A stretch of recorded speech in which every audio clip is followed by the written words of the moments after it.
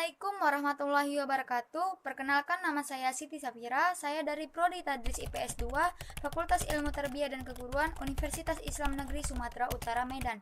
Baik, di video kali ini saya akan menjelaskan makalah saya yang berjudul Administrasi Pendidikan, yang dalamnya mencakup ruang lingkup, landasan kerja administrasi pendidikan, prinsip-prinsip administrasi pendidikan, dan dasar tujuan administrasi pendidikan, fungsi administrasi pendidikan itu sendiri.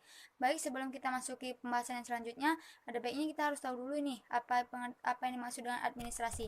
Administrasi berasal dari bahasa Latin, yaitu terdiri dari kata ed dan minister. Kata ed mempunyai arti yang sama dan kata to dalam bahasa Inggris yang berarti ke atau kepada, dan minister sama artinya dengan kata to serve atau to conduct yang berarti melayani, mengarahkan.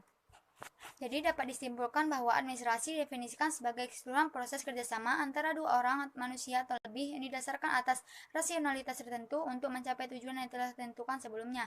Di sini juga terdapat 3 syarat administrasi itu sendiri, yaitu 1. Adanya kegiatan kerjasama yang dilakukan oleh sekelompok orang, 2. Adanya penataan dan pengaturan dalam kerjasama, dan ketiga, adanya tujuan yang akan dicapai dari kegiatan kerjasama itu sendiri. Baik, untuk mempersingkat waktu, kita masuk kepada pembahasan yang pertama, yaitu ruang lingkup administrasi pendidikan. Ruang lingkup administrasi pendidikan berkaitan dengan berbagai bidang yang terdapat dalam lembaga pendidikan atau perguruan tinggi. Semua bidang menjadi tanggung jawab kepala sekolah atau dekan di setiap fakultas atau rektor di institut atau universitas.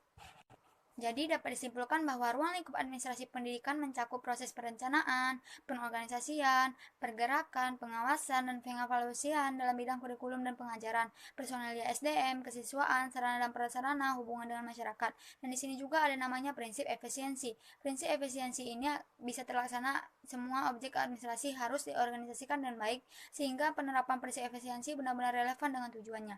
Dan ada namanya prinsip pengelolaan. Prinsip pengelolaan ini perencanaan yang berpijak pada visi dan misi, sehingga program-program yang dijadwalkan dibuat secara sistematis dan mendahulukan skala prioritas, sehingga sebagaimana mengatur dan menjadwal program jangka panjang, jangka menengah, dan jangka pendek.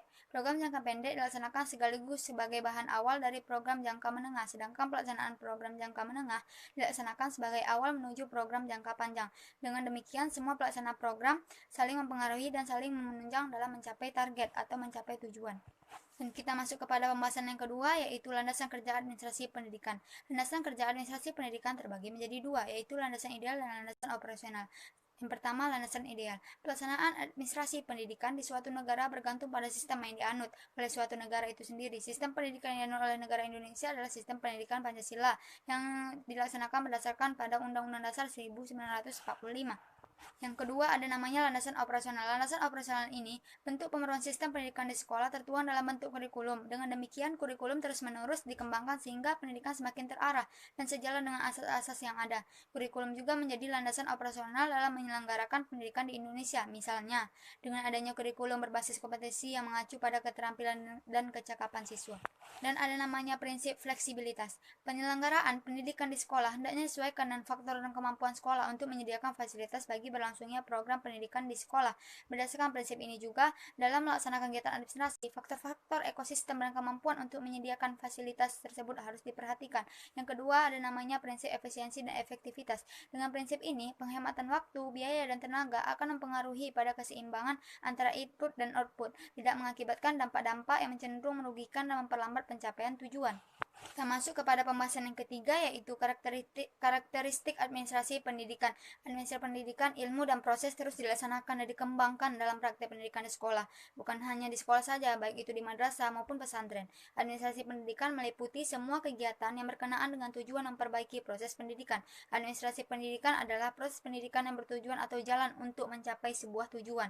Jadi dapat disimpulkan bahwa administrasi pendidikan adalah proses serangkaian kegiatan yang dilaksanakan sejumlah orang dengan kerjasama dalam lembaga pendidikan untuk mencapai tujuan pendidikan secara efektif dan efisien. Kita masuk kepada pembahasan yang keempat, yaitu dasar dan tujuan administrasi pendidikan. Jadi di sini untuk apa sih dasar dan tujuan administrasi itu pendidikan dibuat? Jadi dasar pendidikan dan tujuan administrasi pendidikan itu dibuat untuk memudahkan pelaksanaan pendidikan secara komprehensif dan berkelanjutan bagi masa depan anak-anak untuk melanjutkan pemimpinan dan masa depan bangsa. Satu, ada namanya dasar. Dasar administrasi akan berhasil baik apabila didasarkan atas dasar-dasar yang tepat. Dasar diartikan sebagai suatu kebenaran yang fundamental yang dapat dipergunakan sebagai landasan dan pedoman atau prinsip bertindak dalam kehidupan bermasyarakat. Yang kedua, ada namanya tujuan. Dalam hal ini, tujuan administrasi pendidikan adalah arah yang diinginkan dari proses pelaksanaan administrasi pendidikan secara jelas. Dengan begitu, tujuan administrasi pendidikan adalah meningkatkan efisiensi dan efektivitas penyelenggaraan kegiatan operasional kependidikan dalam mencapai pendidikan. Kita masuk kepada pembahasan yang kelima, yaitu fungsi administrasi pendidikan. Di sini ada beberapa fungsi administrasi pendidikan. Yang pertama yaitu perencanaan, yaitu administrasi berfungsi untuk merencanakan berbagai hal yang akan dicapai untuk beberapa waktu ke depan. Perencanaan merupakan kegiatan awal yang harus dilaksanakan sebelum melaksanakan berbagai aktivitas atau kegiatan untuk menggapai sebuah hasil yang lebih optimal. Yang kedua ada namanya pengorganisasian, yaitu sebuah proses yang dilakukan untuk menghubungkan sumber daya manusia yang satu dengan sumber daya yang lainnya, sehingga dapat terjalin sebuah kerjasama yang solid dan kuat dan saling mendukung antara satu dengan yang lain atau antara orang yang satu dengan orang yang lainnya.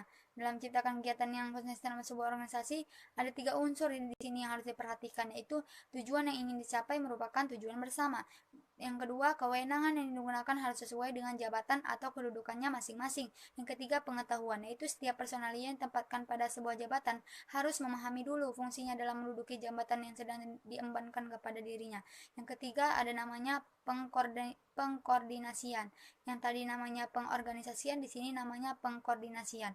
Sebuah keselarasan dalam bekerja. Banyaknya aktivitas yang dilakukan oleh personalia harus tetap terkoordinasi oleh seseorang agar aktivitas yang berjalan dalam roda organisasi dapat terlaksana dengan efisien.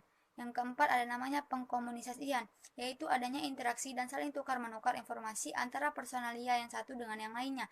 Menurut Oteng Sutisna, komunikasi dalam administrasi pendidikan adalah proses menyalurkan informasi, ide, penjelasan, perasaan, pertanyaan dari orang ke orang atau dari kelompok kepada yang lainnya. Yang kelima ada namanya supervisi, yaitu bantuan dalam pengembangan situasi mengajar belajar yang lebih baik. Dan yang keenam ada namanya kepegawaian. Kepegawaian ini memiliki fungsi yang sangat penting dalam mencapai sebuah tujuan. Fungsi kepegawaian ini sudah dijalankan sejak menyusun, merencanakan, dan mengkoordinasikan. Dalam hal ini konsep tentang the right man is the right place. Pembiayaan, yaitu belanja yang digunakan oleh sebuah organisasi untuk menjalankan setiap kegiatan yang akan dilaksanakan. Dalam administrasi pendidikan, pembiayaan merupakan fungsi yang memiliki peran yang sangat strategis dalam sukseskan pencapaian sebuah tujuan. Yang ada namanya penilaian, yaitu kepentingan yang sangat absah bagi banyak dan berbagai orang. Penilaian di sini sangat penting juga dilakukan sebagai wujud pelaksanaan evaluasi kinerja dan sebagai upaya untuk melakukan perbaikan-perbaikan cara kerja pada masa yang akan datang. Penilaian dilaksanakan dengan tujuan memperoleh dasar bagi pertimbangan pada akhir suatu periode kerja, menjamin cara bekerja yang efektif dan efisien, memperoleh fakta-fakta tentang kesukaran untuk menghindarkan situasi yang dapat merusak. Jadi dapat disimpulkan bahwa administrasi pendidikan adalah untuk memudahkan pencapaian tujuan organisasi pendidikan, baik tujuan sekolah, madrasah, maupun pesantren. Dalam konteks ini, bahkan pencapaian tujuan pendidikan tersebut secara berkelanjutan, sejak dari tujuan pendidikan dasar, menengah, sampai pendidikan tinggi dalam mengembangkan sumber daya manusia yang unggul bagi kepentingan pembangunan bangsa dan kerjasama bangsa lain. Baik, sekian dulu penjelasan makalah saya. Lebih dan kurang saya mohon maaf. Wabillahi taufiq wal hidayah. Wassalamualaikum warahmatullahi wabarakatuh.